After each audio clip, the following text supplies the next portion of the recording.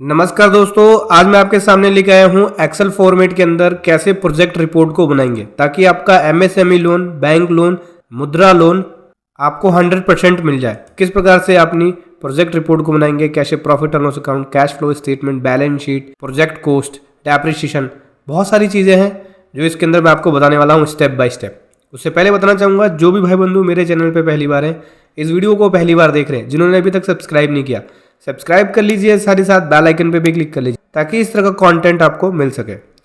सो दोस्तों देखो, सबसे पहला है कवर पेज। कवर पेज के अंदर आपको यहाँ पे प्रोजेक्ट की डिटेल देनी होती है, ठीक है। जैसे कि पहले यहाँ पे नाम आएगा कंपनी का, ठीक है। फिर उसके बाद क्या प्रोजेक्ट रन कर रहे हैं उस प्रोजेक्ट का नाम आएगा, ठीक है। फिर उसका यहाँ पे बिजनेस का एड्रेस आएगा और साथ ही साथ आप बिजनेस का एड्रेस के साथ जीएसटी नंबर भी लिख सकते हैं। उसके बाद दोस्तों यहाँ पे प्रोप्राइटर के बारे में होता है, जैसे कि देख सकते हैं यहाँ पे लिखा हुआ है कि ये जो प्रोजेक्ट रिपोर्ट है वो ट्रेडिंग कंसर्न के लिए बनाया गया है बेंगलुरु, ठीक है। अपने एड्रेस के अकॉर्डिंग इसको फिल कर लेना आप। फिर ये जो फर्म है वो प्रोप्राइटरशिप है जो कि ऑन है, प्रोप्राइटर का नेम आएगा, ठीक है। फिर बाकी लाइन जो है वो सेम ही होगी। अभी यहाँ पे जिसके द्वारा प्रोजेक्ट रिपोर्ट बनाया जा रहा है, जिस भी चार्टर्ड अकाउंटेंट के द्वारा बनाया जा रहा है उसका नाम आएगा, ठीक है। उसका address, phone number, mail ID, ये सब चीज़ यहाँ पे लिखेंगे। प्रोजेक्ट रिपोर्ट कौन कौन बना सकता है? प्रोजेक्ट रिपोर्ट एक चार्टर्ड अकाउंटेंट, एक प्रोफेशनल्स, एक कंपनी सेक्रेटरी, एक कॉस्ट अकाउंटेंट, एक अकाउंटेंट बना सकता है जिसको अच्छा एक्सपीरियंस हो, ठीक है। वो इस प्रोजेक्ट रिपोर्ट को बना सकता है, क्योंकि इसके लिए आपको एक्सपीरियंस प्लस एनालिटिक एबिलिटी होनी चाहिए। अगर टर्नओवर हाई होता है तो उस केस में ज़्यादातर चार्टर्ड अकाउंटेंट बनाते हैं, क्योंकि कई बार बैंक जो है वो बैंक टू बैंक डिपेंड करता है। टर्नओवर हाई होने पे वो बोलते हैं सीएसए सर्टिफाइड भी कराओ। तो अगर टर्नओवर हाई है तो उस केस में चार्टर्ड अकाउंटेंट इसको बना सकते हैं। टर्नओवर लो है तो उस केस में कोई भी फाइनेंस प्रोफेशनल बना सकता है। अगर सर्टिफाइड नहीं कराना तो कोई भी बना सकता है। सर्टिफाइड का मतलब होता है उसमें यूडीन नंबर आ जाएगा जो कि एक सीए ही दे सकता है, ठीक है दोस्तों। अभी उसके बाद आता है इंडेक्स। इंडेक्स में डिटेल होती है कि प्रोजेक्ट रिपोर्ट में क्या क्या है। जैसे कि सबसे पहले चैप्टर में बात करें, यहाँ पे प्रोजेक्ट एट ग्लैंस, प्रोजेक्ट के बारे में डिटेल्स होती है बेसिकली बात करें तो। फिर उसके बाद आता है कॉस्ट ऑफ प्रोजेक्ट और मीन्स ऑफ फाइनेंस, ठीक है। सेकंड चैप्टर के अंदर ये होगा कि प्रोजेक्ट की कॉस्ट कितनी है और उसका जो फाइनेंस है वो क्या है। फिर प्रोजेक्शंस एंड प्रॉफिटेबिलिटी स्टेटमेंट, यहाँ पे आपको आपकी जो प्रोजेक्शन एंड प्रॉफिटेबिलिटी स्टेटमेंट होती है वो चैप्टर 3 में आपको देखने को मिलेगा। फिर कैश फ्लो स्टेटमेंट होता है, फिर बैलेंस शीट है। फिर उसके बाद यहाँ से एनेक्शर्स है, जैसे डेप्रिसिएशन शेड्यूल हो गया, ब्रेक इवन एनालिसिस हो गया, इंटरेस्ट शेड्यूल हो गया, डेप्ट कवरेज रेशो हो गया, analysis of return on investment हो गया, एजम्पशंस एंड वर्किंग नोट्स हो गया, ठीक है। ये होती हैं एनेक्शर्स के अंदर। तो चलिए एक करके समझते हैं। सबसे पहला आ गया प्रोजेक्ट एट ग्लैंस। तो प्रोजेक्ट की एक तरह से इन्फॉर्मेशन यहाँ मिलेंगी। सबसे पहले यहाँ पे कंपनी का नाम, यहाँ चैप्टर नंबर 1 आ गया। यहाँ पे प्रोजेक्ट का नाम, जो भी प्रोजेक्ट आप रन कर रहे हैं उस प्रोजेक्ट का नेम लिखेंगे। कंपनी का नाम आ गया, कंपनी का यहाँ रजिस्टर्ड एड्रेस आएगा। अगर प्रोजेक्ट किसी दूसरे एड्रेस पे रन हो रहा है तो उसका प्रोजेक्ट का एड्रेस लिखना पड़ेगा, ठीक है। नेचर ऑफ बिजनेस, ट्रेडिंग है तो ट्रेडिंग लिखेंगे, मैन्युफैक्चरिंग है तो मैन्युफैक्चरिंग यहाँ लिखना होगा आपको, ठीक है। सर्विस सेक्टर है तो सर्विस सेक्टर लिखेंगे। कंस्टिट्यूशन, अगर प्रोप्राइटरशिप है तो प्रोप्राइटरशिप, पार्टनरशिप है तो पार्टनरशिप, अपने अकॉर्डिंग इसको लिख सकते हैं, ठीक है।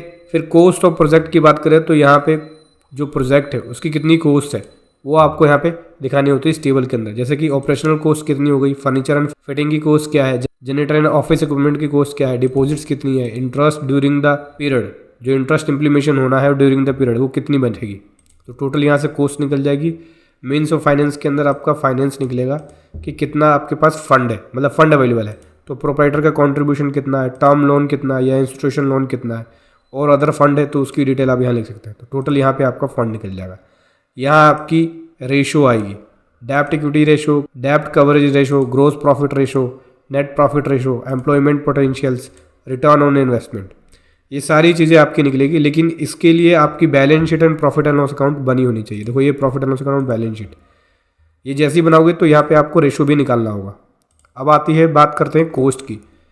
तो वही सेम नेम आ जाएगा कंपनी का, उसका एड्रेस, जो भी प्रोजेक्ट रन कर रहे हैं उसका नेम, यहाँ स्टेटमेंट, इसमें कॉस्ट ऑफ प्रोजेक्ट और मीन्स ऑफ फाइनेंस यहाँ निकलेगा। तो प्रोजेक्ट की जो कॉस्ट है, एस्टिमेटेड कॉस्ट, वो ये निकलेगी, यहाँ पे निकलेगी आपकी। यहाँ लिखना होगा कि जो प्रोजेक्ट की एस्टिमेटेड कॉस्ट है वो कितनी है। उसके बाद प्रोजेक्ट की जो डिटेल्स है ब्रीफ में, वो यहाँ से निकलेगी। देखो कॉस्ट ऑफ प्रोजेक्ट में तो ऑपरेशनल कॉस्ट कितना हो गया, फर्नीचर एंड फिटिंग की कॉस्ट कितनी हो गई, generator and office equipment cost कितनी हो गई, डिपॉजिट्स कितनी है, interest during the year, implementation कितना हुआ है। यहाँ पे मीन्स ऑफ फाइनेंस आएगा, वही प्रमोटर का कंट्रीब्यूशन, फिर टर्म लोन्स, मतलब फंड कितना अवेलेबल है वो, यहाँ टोटल कॉस्ट और यहाँ फंड कितना अवेलेबल है वो निकलेगा आपका यहाँ पे। फिर उसके बाद आता है प्रॉफिट एंड लॉस अकाउंट। देखो प्रॉफिट एंड लॉस अकाउंट के अंदर यहाँ पे 5 ईयर के प्रॉफिट एंड लॉस अकाउंट को आपको बनाना होगा। तो जिसमें 0 है उसमें आप एक्चुअल लिख सकते हैं, इसमें एस्टिमेटेड, इसमें प्रोजेक्शन लिख सकते हैं, 3 साल का है प्रोजेक्शन दे सकते हैं। जहाँ पे सबसे पहले आपको इनकम की डिटेल, देन उसके बाद एक्सपेंसेस की डिटेल देनी होगी, फिर ग्रोस प्रॉफिट निकलेगा, फिर interest on term loan, selling and administration expenses, ठीक है, प्रॉफिट बिफोर टैक्स निकलेगा, फिर इनकम टैक्स कितना बना, फिर profit after tax, depreciation add back होगा, कैश एक्रूवल्स कितना है, रीपेमेंट ऑफ टर्म लोन कितना है। ऐसे आपको 5 साल की प्रोजेक्शंस देनी पड़ेगी प्रॉफिटेबिलिटी स्टेटमेंट और प्रोजेक्शन स्टेटमेंट के अंदर। उसके बाद आता है कैश, ये है आपका कैश फ्लो स्टेटमेंट। ये भी 5 ईयर के कैश फ्लो स्टेटमेंट को आपको यहाँ देना होगा, कंपनी का नाम, और उसके बाद यह स्टेटमेंट 3, यह है कैश फ्लो स्टेटमेंट, और जो भी प्रोजेक्ट रन कर रहे हैं उस प्रोजेक्ट का नेम आ जाएगा। जहाँ 0 लिखा हुआ है वहाँ पे एक्चुअल लिख सकते हैं, जहाँ 1 है वहाँ एस्टिमेटेड, और 3 साल का प्रोजेक्शन दे सकते हैं, ठीक है। तो यहाँ पे कैश फ्लो स्टेटमेंट में पहले देना होगा सोर्स ऑफ फंड, फंड का सोर्स क्या है, प्रॉफिट आफ्टर टैक्स, फिर डेप्रिसिएशन, टर्म लोन्स कितना है, प्रमोटर कंट्रीब्यूशन कितना है, फिर एप्लीकेशन ऑफ फंड देना होगा, जैसे फर्नीचर और फिटिंग कितना है, ठीक है, जनरेटर एंड ऑफिस इक्विपमेंट कितना है, डिपॉजिट्स कितना है, रीपेमेंट ऑफ लोन कितना है, देन यहाँ opening balance, net surplus, then closing balance निकलेगा। इसी प्रकार से आपको यहाँ पे 4 ईयर का और देना पड़ेगा। उसके बाद बात करें दोस्तों, अगला है बैलेंस शीट। बैलेंस शीट में भी यहाँ पे आपको 5 ईयर का प्रोजेक्शन देना है, ठीक है, एक्चुअल प्लस प्रोजेक्शन। तो 0 वाले में मैंने बताया एक्चुअल दे दो, 1 वाले में एस्टिमेटेड, देन यहाँ पे आप दे दो प्रोजेक्शन, ठीक है। सबसे पहले capital account, reserve and surplus, secured loan, ये लायबिलिटी आ गया। देन एसेट्स में फिक्स एसेट्स कितनी है, करंट एसेट्स कितनी है, कैश एंड बैंक कितना है, डिपॉजिट्स कितना है, ये। उसके बाद आ गया यहाँ पे डेप्रिसिएशन, यहाँ भी आपको 5 ईयर का डेप्रिसिएशन देना पड़ेगा, ठीक है। नेम आ जाएगा, यहाँ पे एड्रेस आ जाएगा कंपनी का, प्रोजेक्ट का नेम, एनेक्सर्स आ गया। डेप्रिसिएशंस में आपको डिटेल देनी होगी, फर्नीचर एंड फिटिंग कितना है, उस पर डैप 15% कितना बना, WDV के हिसाब से बैलेंस क्या है, ये। ऐसे ही जनरेटर एंड ऑफिस इक्विपमेंट का, फिर ऐसे ही कोई और अदर एसेट्स है तो उसका निकाल सकते हैं। फिर टोटल एसेट्स, टोटल डेप्रिसिएशन आपका निकलेगा, एक्चुअल, एस्टिमेटेड, देन प्रोजेक्शंस दे सकते हैं आप। फिर आएगा यहाँ पे ब्रेक इवन एनालिसिस, ठीक है, यहाँ ब्रेक इवन एनालिसिस निकलेगा, ये भी आपको 5 ईयर का देना होगा। पहला एक्चुअल, एस्टिमेटेड, देन 3 साल का प्रोजेक्शन दे सकते हैं।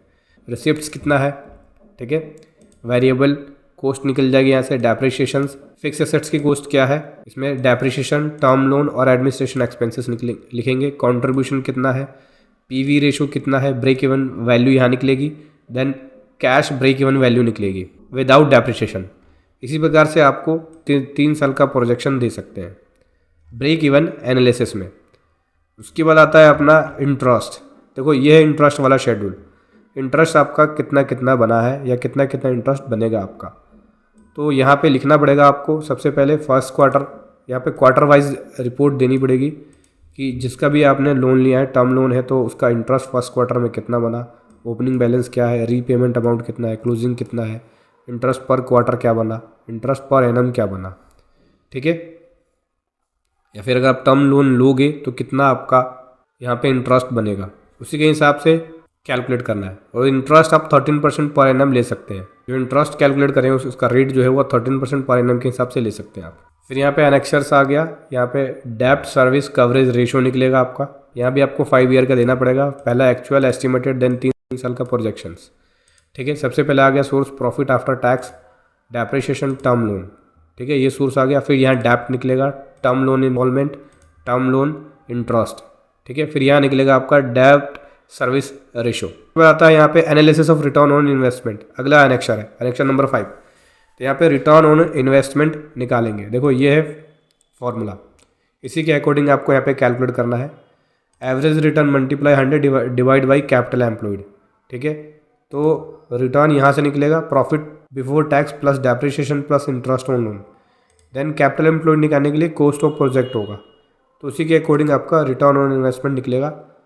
तो ये देखो profit after tax depreciation term loan, ये आपको 5 साल का निकालना है। जिस हिसाब से देखो यहाँ पे आपको 5 ईयर का निकालना है, तो 5 ईयर के अकॉर्डिंग आप यहाँ पे वैल्यू देंगे, ठीक है, ताकि आपकी जो रिटर्न ऑन इन्वेस्टमेंट है 5 ईयर की निकल सके।